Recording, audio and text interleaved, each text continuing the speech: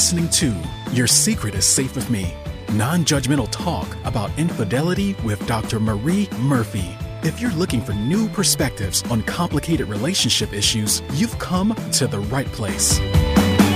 Days go by, they're crawling by. Hi, everyone. I'm Dr. Marie Murphy. I'm a relationship coach, and I help people who are engaging in anything they think counts as infidelity to deal with their feelings, clarify what they want, and make decisions about what they're going to do. No shame, no blame, no judgments. I offer confidential, compassionate relationship coaching via Zoom, which means we can work together no matter where you're located. If you're ready to begin the process of resolving your infidelity situation in a way that's truly right for you, you can schedule an introductory coaching session with me through my website, mariemurphyphd.com. I can't wait to meet you. Okay, so the title of today's episode, explaining how a relationship began, doesn't quite capture what I would like it to. What we're going to talk about is how you might go about telling people the story of how your relationship began if your relationship began as an affair or began within the context of an infidelity situation of some sort. And what I want to suggest is that two seemingly competing things can be true at once. The first is that you don't owe anyone any particular explanation. You don't owe anyone the truth, whatever that may mean. You don't owe anyone information or any particular amount of information. You have the right to your privacy. You have the right to keep secrets. You have the right to lie. You don't have to tell anyone or everyone the full story of how your relationship began, or even any version of that story. And on the other hand, you also might want to share your story. There may be truths you want to tell, even if they could be considered inconvenient truths. You don't have to hide or deny the details of your experience just because other people might not like them. In her book titled In Love, Amy Bloom tells the story of her husband's Alzheimer's diagnosis and eventual death, and it's a sad and beautiful story, which you might find interesting for many reasons. But today, the critical detail of her story is this. She and this husband of hers met while they were each committed to other people, and of this circumstance, she writes, "We didn't behave well. We fell in love and we left our partners. We didn't slink out of town, and we glowed like radium with their love for each other." This is an option for all of us. We can all stand up tall and proud and bask in our love for our partner who used to be our affair partner, even if our friends and family members voice their shock and disapproval. And as Amy Bloom tells us, some of their friends did just that. And everyone survived, and some even came to attend their joyous wedding after initially freaking out about their relationship. As you may have noticed, humans love getting all up in the business of other humans. Inquiring minds want to know. People often think that they really have a right to know what's going on in other people's lives. And people often think that they have a right to have opinions about what other people do and don't do. And they often think they have a right to share those opinions. A lot of folks spend a lot of time and energy thinking about what other people are doing and weighing in on what other people are doing and basically treating other people's lives like their primary source of entertainment. And you may be concerned that your infidelity situation will become a matter of great interest to other people should it become public knowledge. You may be concerned that if your affair partner becomes your normal partner, quote unquote, people may have a lot of questions about the circumstances in which your relationship began. And you may be very concerned about how you will manage the disclosure of details and how people will react to those disclosures. And I am totally sympathetic to these concerns. It may really seem like it's a matter of life or death, figuratively or literally, if certain people find out certain things about how your relationship began. For example, if you are having an affair with your best friend's spouse, and you and your best friend have known each other's families for years, forever and ever, it may literally seem like your world is going to fall apart if you and your affair partner decide that you are going to pursue an above-board relationship, and the truth that you are having an affair comes out, and of course your best friend finds out about this, and a lot of things change in perhaps dramatic fashion. And it may also seem like the alternative to the truth coming out is just as bad, if not worse. Let's say that, same example, you're having an affair with your best friend's spouse or partner, and you and your affair partner, the spouse of your best friend, want to somehow avoid having to let it be known that the two of you started your relationship while you were both married. So you hatch this elaborate plan to each leave your respective marriages or partnerships and then make it look like your relationship began after each of you got divorced, right? Trying to pull this kind of thing off can be a Herculean task on so many different levels, emotionally, logistically, and otherwise. Also, a certain amount of lying may be essentially baked into this kind of a plan, and you might not really want to lie, or at least lie that much, or you might not want to get caught lying, but you also might think that you basically have to lie in order to pull this whole sort of like we didn't really have an affair, we just got together after we each got divorced kind of plan off, right? So you could, of course, choose to do this kind of thing if you want to. You could go to great lengths to make it seem like your relationship that started as an affair actually didn't start as an affair. But you also might decide that it's just a lot more trouble than it's worth to try to do something like that. Here's what I encourage you to consider. There may well be times in life when us living out the essence of who we are is going to rub some people the wrong way. There may be times when us living out the truest version of ourselves and our lives is going to piss some people off. And for better or worse, people may feel totally entitled to tell us that what we're doing is wrong or that we are wrong. And being on the receiving ends of all of that may be mighty uncomfortable.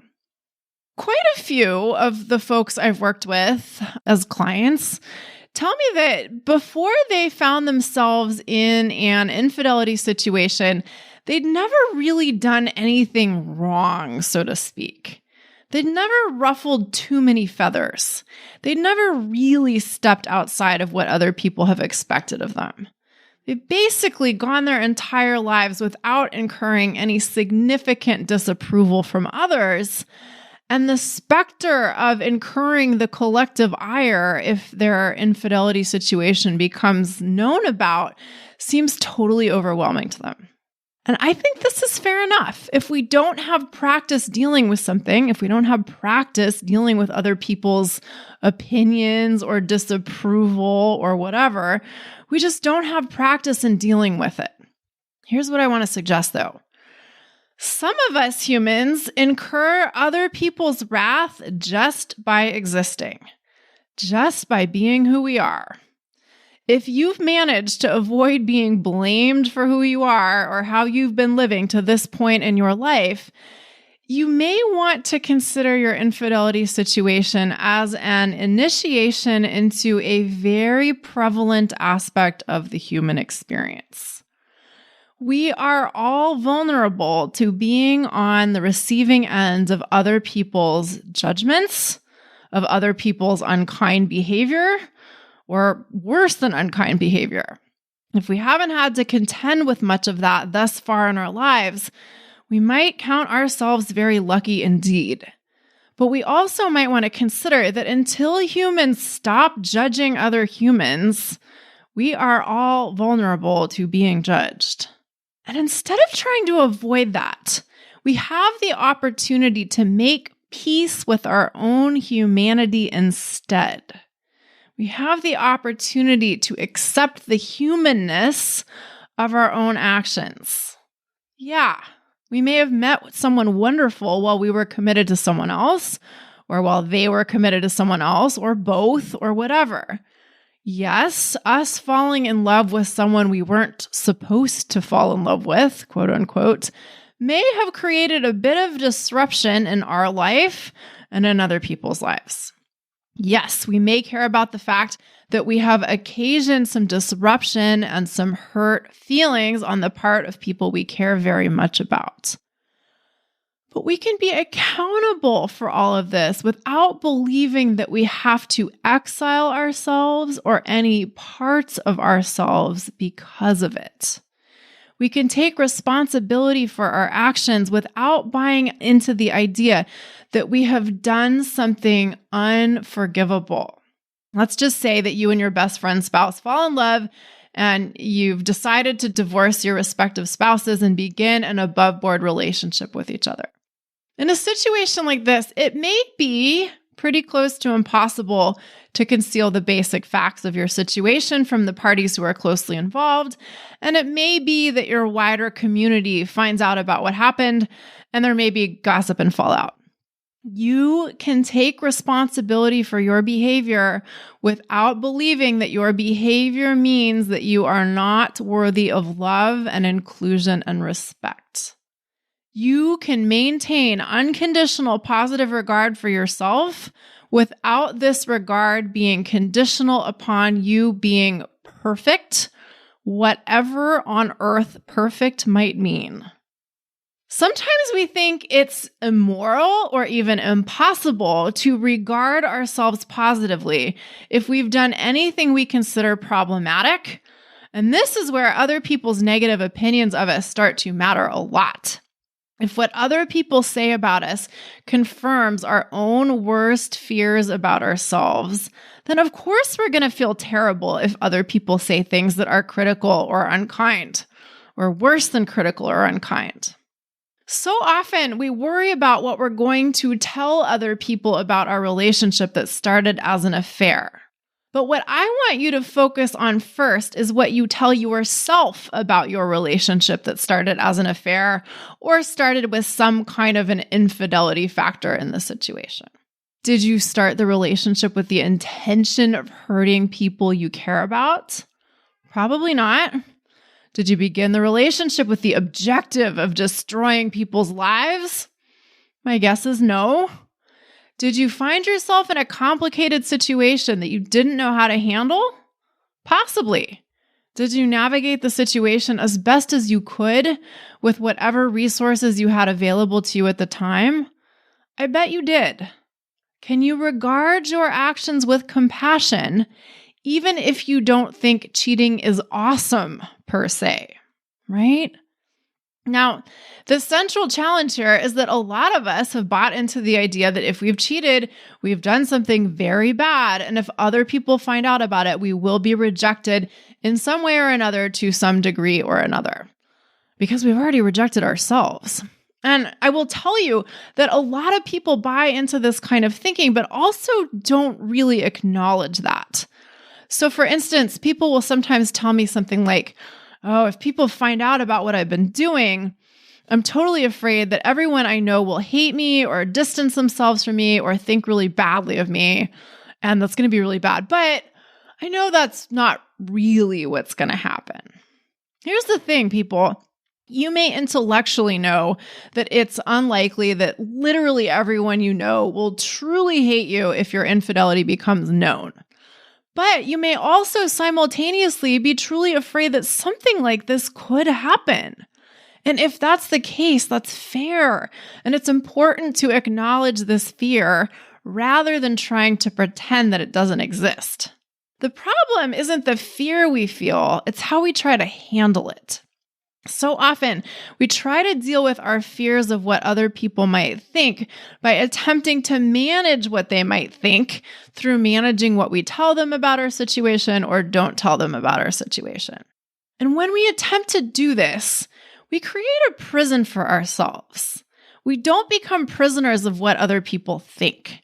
We become prisoners of what we imagine other people might think and what we think their thoughts about us would do to us or mean for us. Do we really want to do that to ourselves? I want to suggest that instead of worrying about what other people are going to think and how we can best manage their impressions of us by carefully managing the information we share or don't share, we are better served by deciding what we are going to believe about ourselves no matter what. For instance, if we believe that life gets a little complicated and a little messy sometimes, but that's okay, we may feel a lot better about our infidelity situation than we may feel if we believe that everything has to turn out in a particular way in order for everything and everyone to be all right. If we believe that it's okay if we aren't unassailable, if we believe that it's possible for other people to disapprove of us without us spontaneously combusting, then we can exist in the world very differently than we can if we believe that our very existence depends on us doing everything right and on everyone thinking that we've done everything right, or at least haven't done anything very wrong. If we believe that we are fundamentally worthy of love and understanding and acceptance and belonging, the stakes of telling the story of our relationship that began in the context of infidelity are different than if we believe our worthiness is contingent upon our good behavior, quote unquote, good behavior. There's this idea that our defenselessness is where our safety lies. In our defenselessness, our safety lies. Sometimes this idea is attributed to the work called A Course in Miracles, but it might have older origins. I bet it does. Anyway, the idea is that when we cease to believe that we have something to guard against, we can truly find the sense of freedom and safety we desire. And so often, when we're trying to figure out what to tell people about our relationship that began in the context of an infidelity situation, this is what essentially seems to be at stake. If we constantly have to figure out what truths we can or should tell, or what we need, quote unquote, to lie about, we're probably going to feel quite unfree and perhaps quite unsafe. Similarly, if we're afraid that other people are going to judge us and reject us if they know the truth of our lives, we're probably not going to feel very safe or very free. If, on the other hand, we can love ourselves enough to not need to defend ourselves from others, we're off the hook in a sense. We can feel safe and free no matter what we choose to tell people or not tell people, and no matter what their reactions are to whatever we tell them or don't tell them. Now, you may be listening to this and thinking, okay, all of this is very nice, but what do I actually have to tell people about my relationship? How much of the infidelity stuff do I have to explain? People are going to want to know, aren't they? Just tell me what details I have to share and which I can keep to myself, right? Here's the thing, people. The answers to those kinds of questions are always specific to you and your unique situation and your unique priorities. Sometimes people really want to be as honest as possible, but disclose as little as possible. Sometimes people do not want to reveal certain pieces of information no matter what, even if that means they tell blatant lies over and over and over again. Sometimes people want to tell the whole story and all of the imaginable details. Sometimes a lot of the details of our situation are made public without us having a say in that happening. And there's no one-size-fits-all formula for dealing with any or all of this. However, I can help you decide how you want to handle the sharing of information about your specific situation. I can help you make these kinds of choices and feel good about the choices that you make. But the underlying beliefs you bring to making the decisions about what you tell people or don't tell people about your relationship are the starting point I want you to be concerned with. Our operating assumptions really matter, so taking those into consideration is an essential first step. So remember, you don't have to tell anyone anything. You really don't. Sometimes we think that people need to know certain details, or sometimes people tell us that they need to know certain details, but that may not be as true as we think it is. It's definitely not as true as they think it is. Other people may want information from us, but that doesn't mean it's incumbent upon us to meet their demands. Humans may love to get super involved in other humans' drama, but that doesn't mean that you have to supply the drama for them. And you also get to remember that you get to tell the story of your life that feels most life-affirming for you to tell. You may want to acknowledge the origins of your relationship. You may want to say, you know what? This relationship had complicated beginnings, and the details of that beginning are of this, and this, and this. You may want to be able to say, look, we took responsibility for our actions as best as we could, but we fell in love, goddammit. And life doesn't have to go exactly as we expect it will for everyone to be okay in the greater scheme of things. We don't have to have some sort of perfect, unassailable life to take pride in who we are and who we love and who we share our lives with. We can be proud of the love we share with another person, even if that love and that relationship began in a way it wasn't supposed to, quote unquote. I firmly believe that we are all entitled to as much privacy as we want. We can share as much or as little of ourselves as we want to. We aren't obligated to satisfy anyone else's curiosity. However, I think it's also so important to recognize how much power there can be in sharing our stories with others. Our stories of ourselves and our journeys through life can be great sources of meaning and pride and can help us create a sense of identity and belonging. And there may be times when you find great value in sharing the truths of your life experiences with others, even if it's scary to do so. That's your call to make, of course. But there's one last thing I want to say about the power of accepting your own infidelity situation and owning that story of your life. When you're able to do that, and if you then choose to share that story with others, you may find that your experience is a lot more relatable and a lot less unique than you thought it was. You may find that there's so much more empathy and support out there for you than you thought there was. And B, you may show others that it's okay to not be perfect, so to speak. By being willing to share the stories of the fullness of our humanity with others, we show others that it is possible for them to do the same.